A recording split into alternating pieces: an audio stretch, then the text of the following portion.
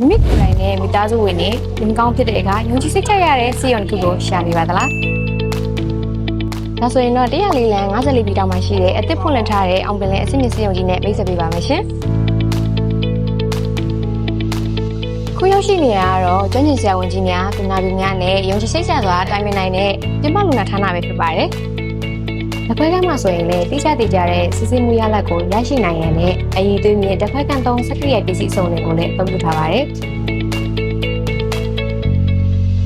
ယောဂရှာဖွေမှုမှတ်တမ်းများကိုတိကျတည်ကြစွာပုံရိပ်ဖော်နိုင်ရန်အတွက် GE Maxima One-Way Slide CT Scan, X-ray, Ultrasound စတဲ့ဌာနတွေနဲ့တန်ရှင်းတက်ရက်ပြီးအစစ်မြင့်နားနေနိုင်တဲ့အတွင်းလူနာခန်းများနဲ့ waiting area များ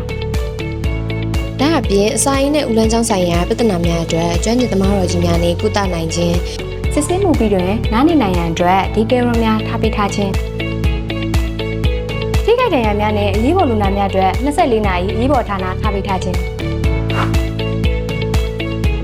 ကျွမ်းကျင်ခွဲစိတ်ဆရာဝန်ကြီးများကိုယ်တိုင်နောက်ဆုံးပေါ်အရေးသွေးမြင်စက်ကရိယာများနဲ့ခွဲစိတ်ကုသပေးခြင်းအပြင်ဘာသာရေးဆိုင်ရာအထူးကုဆရာဝန်ကြီးများရဲ့ကုသမှုတွေရဲ့ယောဂရှာဖွေရေးဝန်ဆောင်မှုတွေကိုတနေရာထဲမှာစုံစုံလင်လင်ရနိုင်တဲ့ကြောင့်အောင်မလင်စီးရုံမှာယုံကြည်စိတ်ချစွာလာရောက်ကုသနိုင်ပါတယ်ရှင်။